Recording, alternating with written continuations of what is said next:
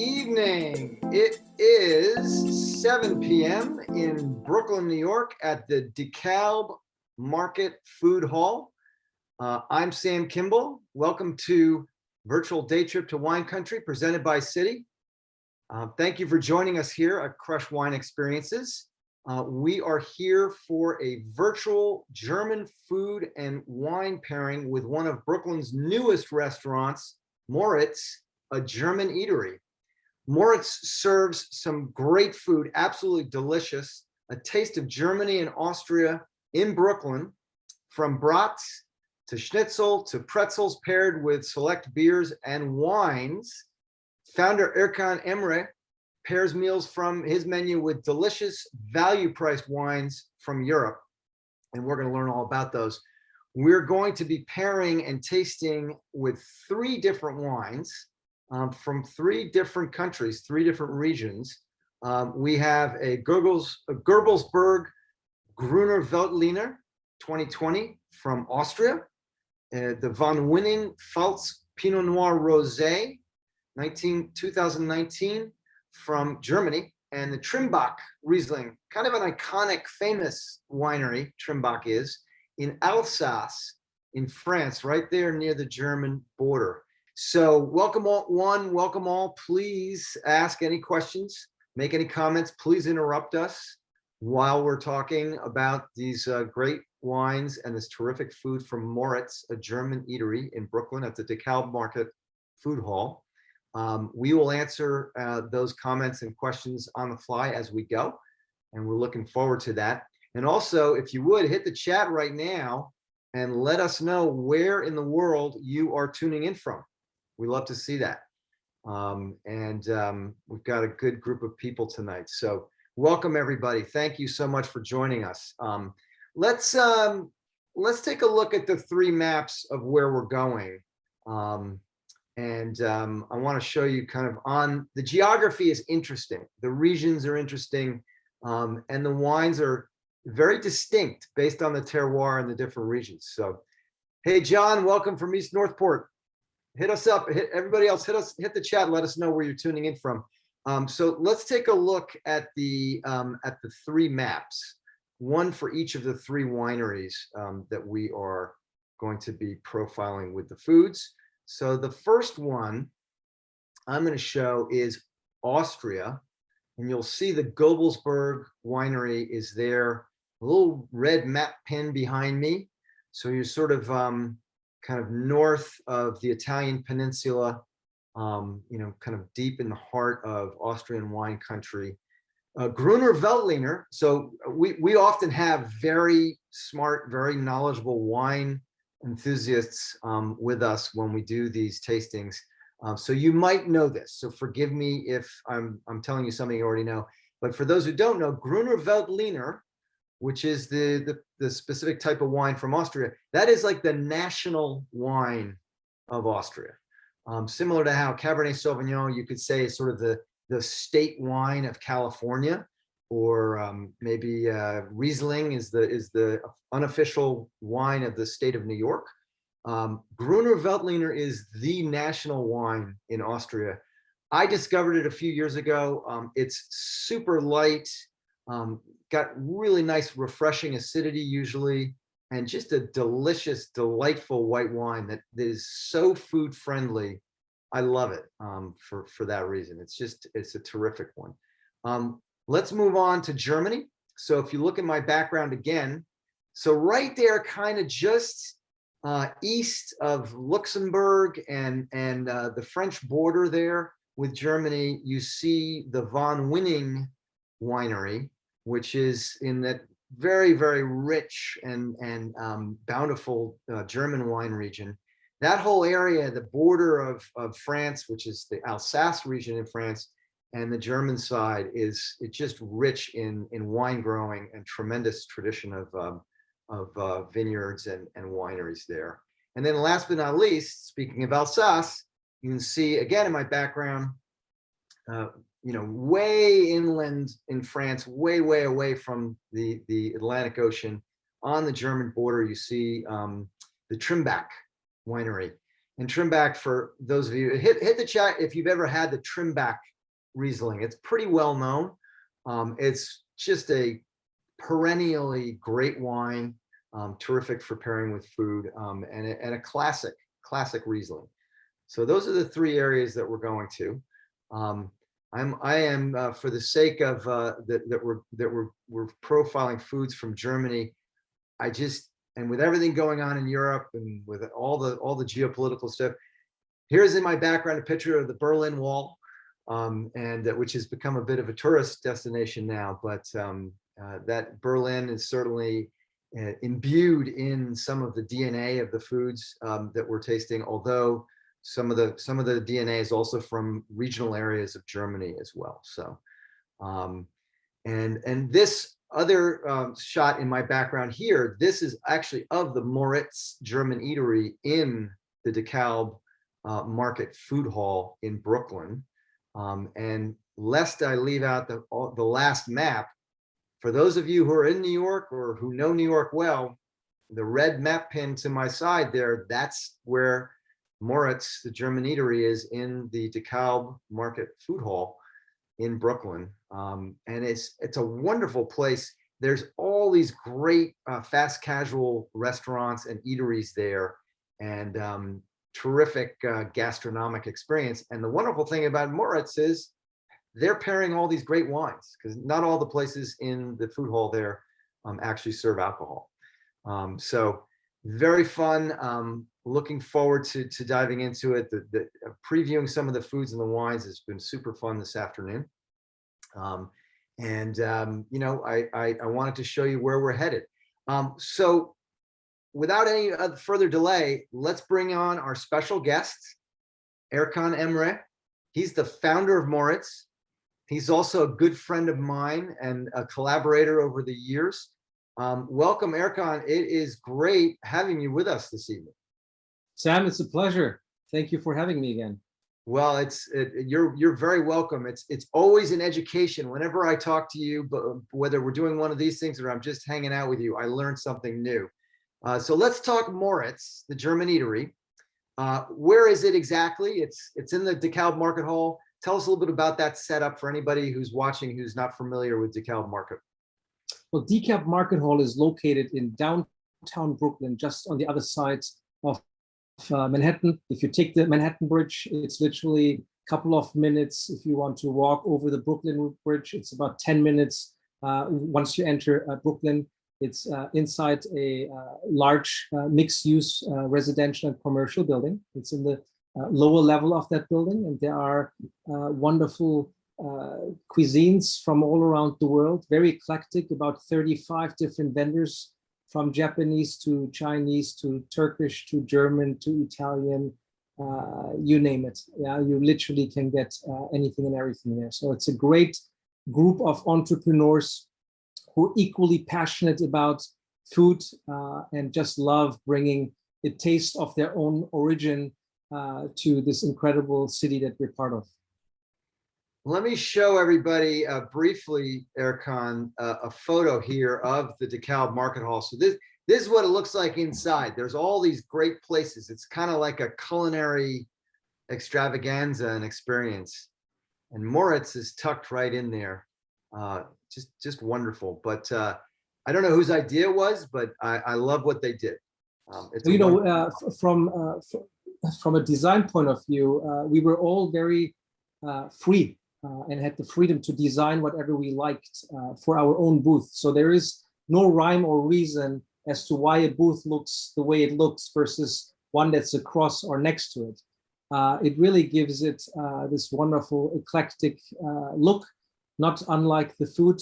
The booth itself is extremely different. And I think it sort of brings a little bit of that individualism across, which everyone at the food hall really is so unique.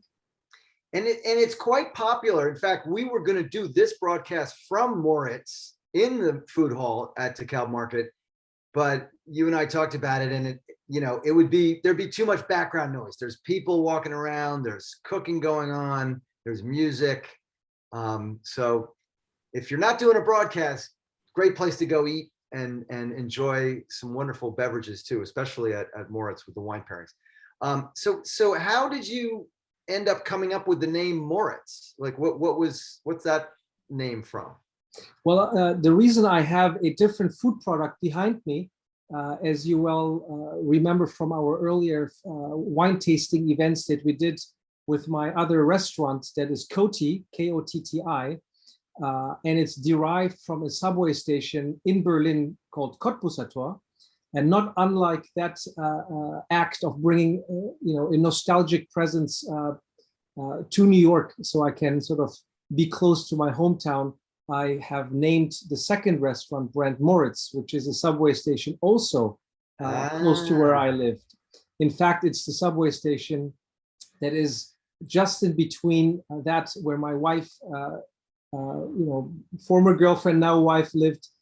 She and I have that subway station in between us. So it's a homage to our hometown, which is a wonderful part of Berlin called Kreuzberg. Yeah. You remember, of course, the doner kebab, and that's. So let's talk about the doner kebab. I love the story. So just tell everybody briefly. But the fact of the matter is that we did one of these broadcasts about a year ago or a year and a half ago, and we featured the Coti doner kebab, which is behind you, which is absolutely delicious. And you were living in New York for quite a few years, and you were missing. So you're from Berlin, and tell the story. You were missing. Well, I moved. Kebab is a street food in Berlin. Absolutely. So I moved as a 20-year-old from Berlin to New York to study architecture, and I graduated from Pratt Institute with a degree in architecture and worked as an architect for many years until I ventured into real estate. It was during that time of about 16 years of experience in the built environment that I have overcome this sort of craving of a doner kebab, and I was Googling it, where the hell can I find this delicious Berliner doner kebab here in New York? And I was astonished that this wonderful city that we all call home and that literally is supposed to have everything did not have the doner kebab, the wonderful focaccia-like Turkish pita bread that's crispy on the outside, fluffy on the inside, with the juicy meats and the sauces and the vegetables. And I said, if no one does it, I'll do it. I quit my job and opened up the first location with 3 people. Now we're about 40 people, and we have 4 locations across New York, 2 in Brooklyn and 2 in Manhattan. And we're sort of loving the journey. We don't know where it's going to go. As you know, it was very challenging for us during COVID, of course. But we doubled our staff size during COVID, and we doubled our store size during COVID as well. So we had to sort of be very creative as to how to survive this very challenging time for all of us, of course. And we created other things like a meal kit. So when people couldn't come to the restaurant, we invented a meal kit whereby you could order the entire menu, have it delivered to your doorstep, and within 10 minutes in your own kitchen, you can create the taste of Berlin. The New York Times wrote about us. But my love for food is something that I didn't expect, honestly. It was all very serendipitous and sort of an accident, right? I was really just looking to fulfill my own craving and didn't realize I would end up quitting my job and doing this full time now. Well, you were a very, very busy architect. I mean, you weren't just, you didn't do it for a few months and then start doing food. You were very busy as an architect. I just put a question in the chat for everybody. Who has had a doner kebab, which is this Turkish-inspired German street food that Erkan is describing? Let us know if you've had it, because if you haven't, you're missing something. And this, not to take too much of a tangent down the doner kebab rabbit hole, but the fact is that you can, as you mentioned, you can order this as a meal kit and have it sent to wherever you are. How many states do you send it to? In 2 weeks, we're going nationwide, all 50 states. So, all 50 states. And it'll be available on our website, which is kotidoner.com, KOTTIDONER.com. So anyway, has anybody had doner kebab? I have had doner kebab. All right, so let's jump back into it. So what inspired you? You have this a burgeoning, flourishing empire of doner kebab locations in New York City, Brooklyn, Manhattan. What inspired you to do Moritz, a German eatery? Yeah, I mean, there were a lot of confluences that really contributed to opening up another restaurant with this, very different German cuisine, of course. One of which is that we love cooking at home, my wife and our two kids. We just enjoy the time. We do a lot of Wiener schnitzels at home. So I found a very strong connection with the family, just cooking a lot. Yeah. So especially the Wiener Schnitzel, which is this wonderful Austrian dish, of course, with veal or with chicken. It was a hard time during COVID when we saw multiple restaurants closing across our food hall, and we were down from 40 to about 20 food vendors, and one booth became available, and I said, I have to hire all of my past staff, but I didn't have enough to do with my first restaurant simply because of how slow things were. So I decided to take over a location and give it a shot and see how that will pan out. And here we are, serving a taste of Austria and Germany with schnitzels and pretzel bun schnitzels. We have sausages. We do grilled chicken. We pair it with wines, which is really wonderful. It's sort of staying on the course of trying to, experience the full German culinary world by not just doing a Turkish-inspired, but now a purely German Austrian cuisine, and that really was something I enjoy doing so much. Instead of building buildings, I now build sandwiches, which is, in its own way, slightly different. As you can see, there is a lot of structure happening and all these layers and the textures, right? Yes. It all sort of blends in, it's part of what I believe to be, a very exciting new venture for me. We love that. So, and how did you come up with, so you don't serve wine at the doner kebab locations, but you do serve wine and beer and alcohol at the Moritz German Eatery location. Well, so we do serve wine at Citi, which is the Turkish-inspired German street food. Yeah, so we have a wonderful list of wines. In fact, some of the wines we're going to have today, we have at Citi, because it just is just such a unique type of, not all of the wines, but some of them that we're going to try today. So, but I love pairing. Good. No, I was going to say, how did you come up with the wine pairings for these dishes we're working with tonight from Moritz?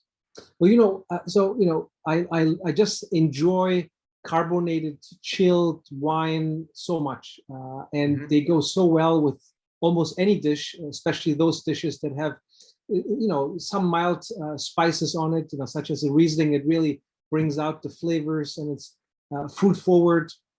And how can you not pair food with wine?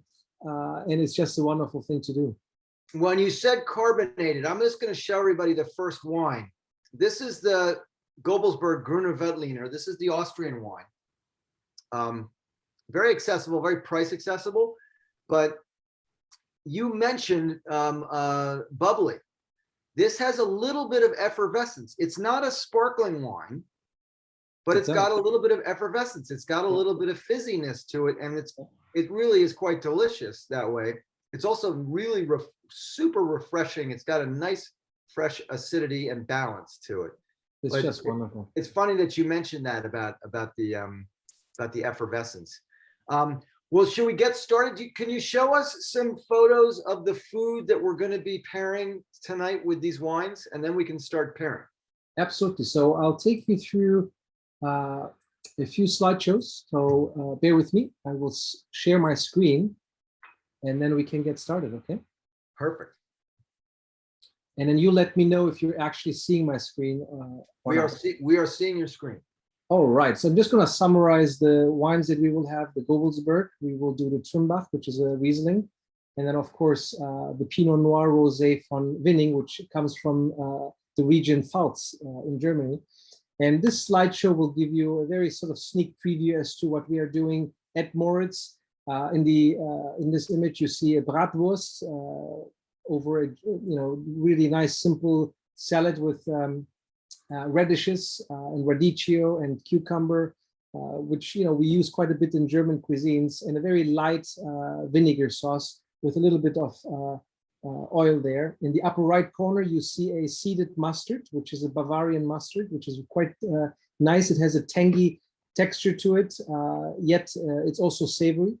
And then in the upper left corner, you see a red curry ketchup, which is a Berlin invention, whereby you get the taste of curry while also having a taste of ketchup, which is a very unique Berlin experience. And of course, we have also a schnitzel, which in the distance you can see in red, our lingonberry, our cucumber salad. By the way, we will have the cucumber salad today. And then, of course, you see the potato salad right here, which is roasted potatoes with our salad there. We also do Wiener Schnitzel with veal, actual veal. This is how we serve it at that location. It's also to go in this case, yeah. And let me stop you one sec, Erkan. For the neophytes among us, of which I am one, what is schnitzel? What is Wiener Schnitzel? These are foreign to Americans like me. What is a schnitzel? Well, I can tell you from our trip in August when I left for a 6-day schnitzel tour with my general manager and my business partner, Michael, David and Michael. So we went for 6 days. We did 2 days in Vienna, 2 days in Salzburg, and 2 days in Munich. And the Austrians there said, please promise us you will not call it Wiener Schnitzel unless it's made with veal. And there's almost a religious aspect to this, right? You can't serve Wiener Schnitzel unless it's veal. It's basically veal in this case, breaded, and you let it, in a fryer, ideally in a pan, and that has, about 2 inches of oil if it's done in the right way. And the fun thing is that you really have to change the oil after the 3rd Wiener Schnitzel, otherwise it burns and gets very dark. And you can see this almost caricature looking schnitzel. And that happens because of the moisture that the veal has. Ideally you would spray a little bit of water, and as it is sort of frying in the pan, the water wants to evaporate. And of course, creating all these bubbles also pushes the egg and the breading aside, giving you that look, right? It's not a cutlet. A cutlet would be flat, right? This is a Wiener Schnitzel in this case. And it's a pure Austrian invention. It's not German, it's actually Austrian. Of course, there are people who might prefer the chicken, and that's fine too. We can also do it in chicken, as you can see here, but it's really breaded chicken. So it's basically it's a breaded meat that is pan fried in oil. That's right. I love it. By the way, very simple to do. I just tasted it with the Gruner Veltliner, the Gobelsberg. It is amazing.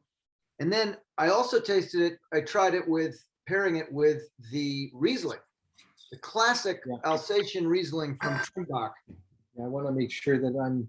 Which I know. Pouring myself a glass of the von Winning here. I think that just. If you can stop the screen share 1 second, I think was Susan. Somebody knew that Trimbach has had the Trimbach. Yes, Susan. So the Trimbach, Susan, with the Wiener Schnitzel, or with the chicken schnitzel, and the pretzel bun. Oh my God! The Riesling goes with the schnitzel also very, very well.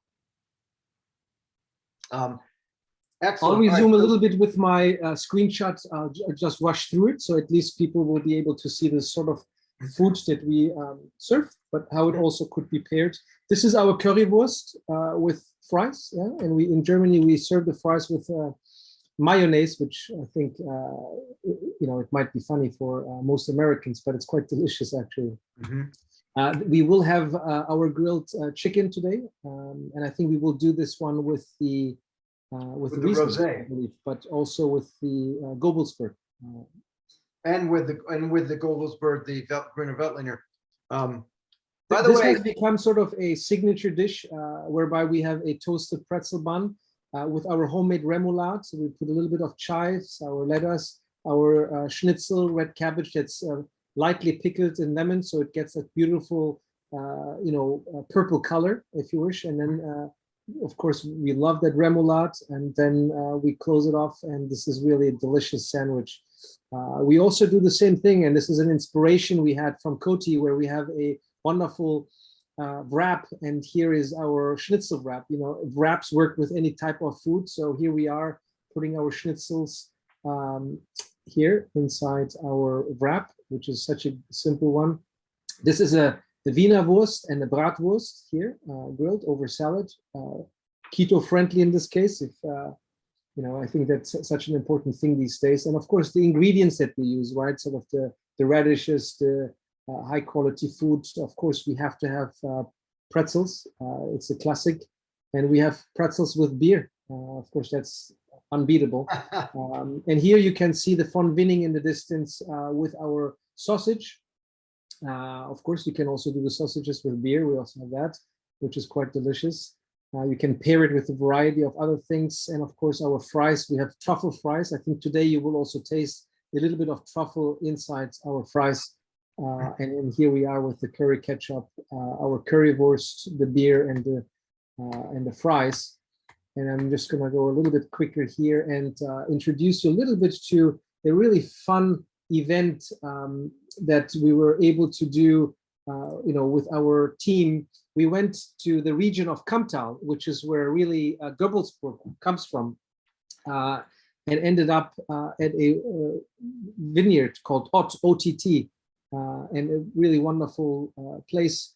And there we were able to try not just the wines, but really explore Austrian cuisine, the type of food we had, and of course, going through restaurants, meeting people, bonding as a team was sort of the main goal here. But we came out and really enjoyed what we were doing, which is really wonderful experience to be able to sort of do a trip like this and bring back your experiences for food and wine from the place that you're looking to serve the food from.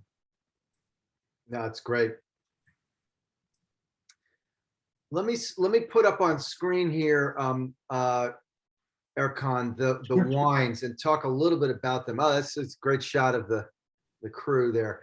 By the way, has anybody had the von Winning Rosé? Because it's actually very popular. I'm gonna put it up on screen for a moment, and it's absolutely delicious. This was the Gruner Veltliner we saw a moment ago, yeah. But the von Winning Rosé, which is here, this is a wine that's taken off in the U.S. For sure. It's really very refreshing. It's light. It's 100% Pinot Noir. And it's become a little bit of a cult classic.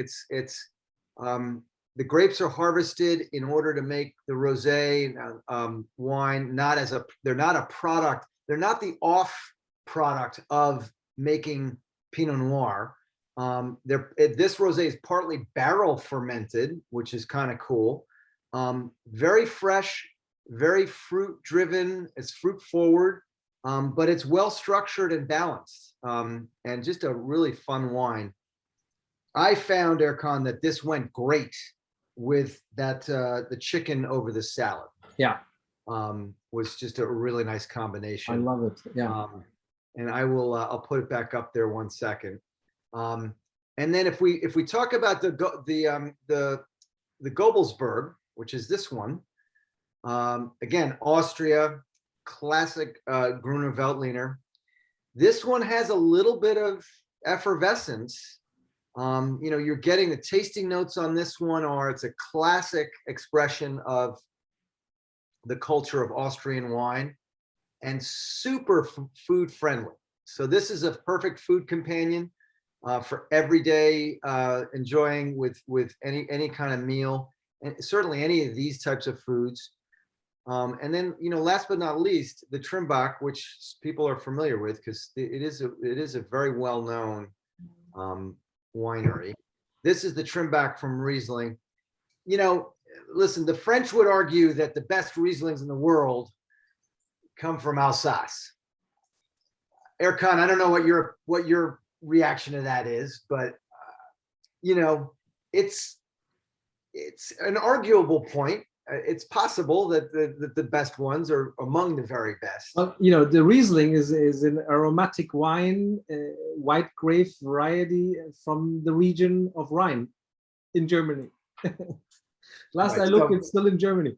But yes, I can see. Where's the border? Where, right? Because the border. I can see the sort of compromise one has to make, because Alsace does have incredible food culture, first of all, right? I think much stronger than the German food culture, and not unlike Austrian food culture, very strong, and they do have great wine. Yeah. This one, I mean, Riesling is one of the great varieties in the world. And this Riesling is absolutely typical of the Alsace production of Riesling and grape growing.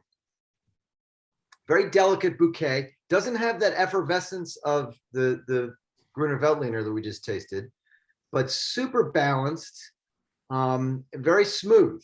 It's very, I would call this wine a precise wine. It's got a very, everything about it, you know, from start to finish, it has this great balance. It's got some fruitiness, and you know, a little bit of just sort of a dry character. This is a dry Riesling. This is not sweet at all. I love some of the off-dry, semi-dry Rieslings, which have some sweetness. This one is super dry. And as Susan said, you can't beat the price on any of these wines. Yeah, these are super accessible price-wise. I love finding these wines that are in anywhere from $15 to $25 range that, you know, pair great with food. You don't have to think twice about getting them because they're not that expensive. And they're great to have in the house for whenever you want to enjoy, you know, a nice pairing. So yeah, I love these. So at the restaurant. By the way, Sam, I just tried our homemade cucumber salad, which is basically a watered down yogurt based cucumber salad with a hint of dill. Yep.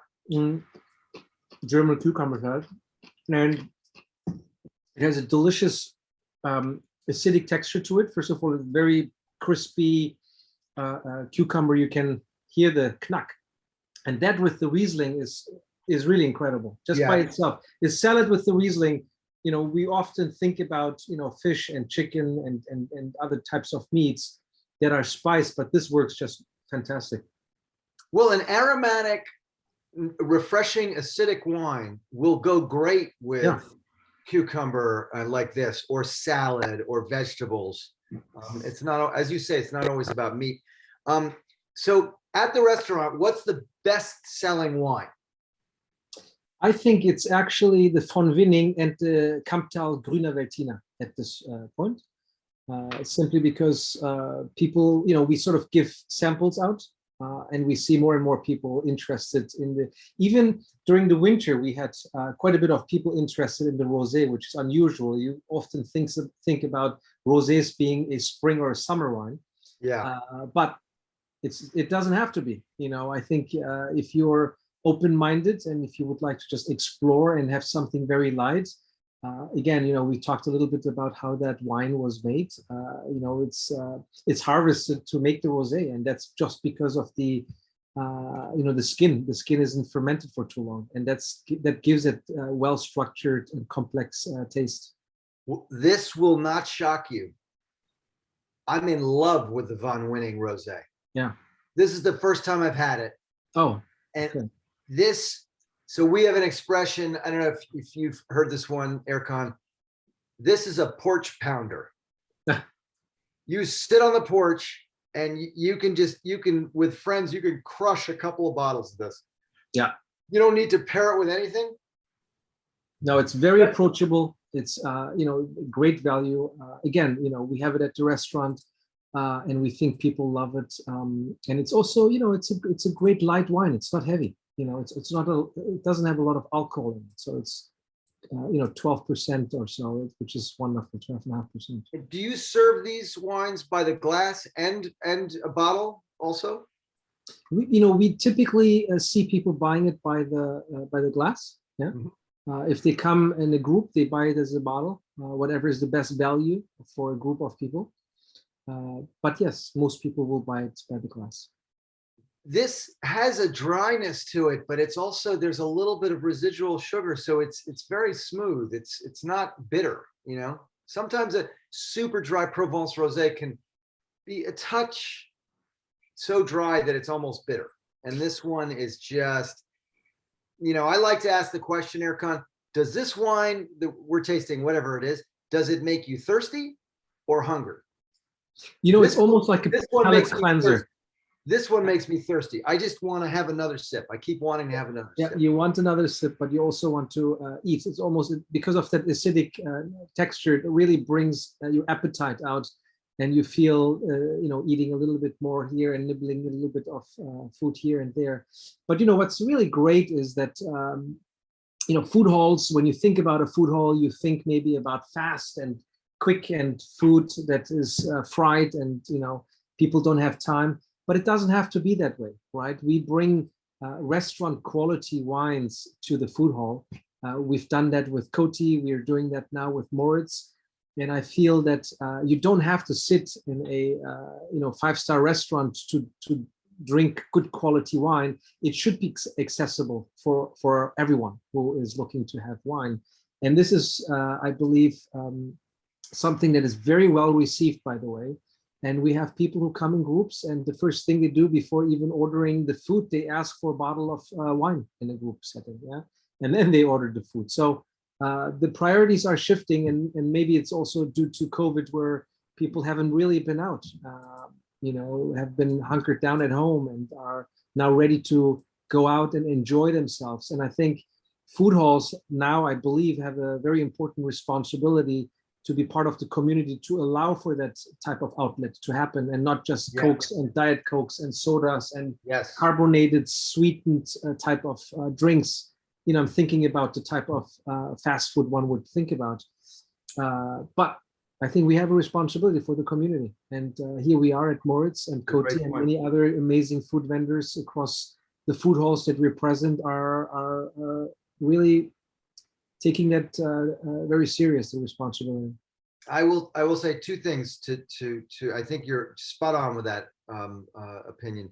The first is, what I love about the food you make at Coti Doner Kebab, and also the food that I'm tasting now from Moritz is amazing, is it's part of this, you're part of the slow food movement. Where food is prepared, food is there's a thoughtful process. It's slow food, right?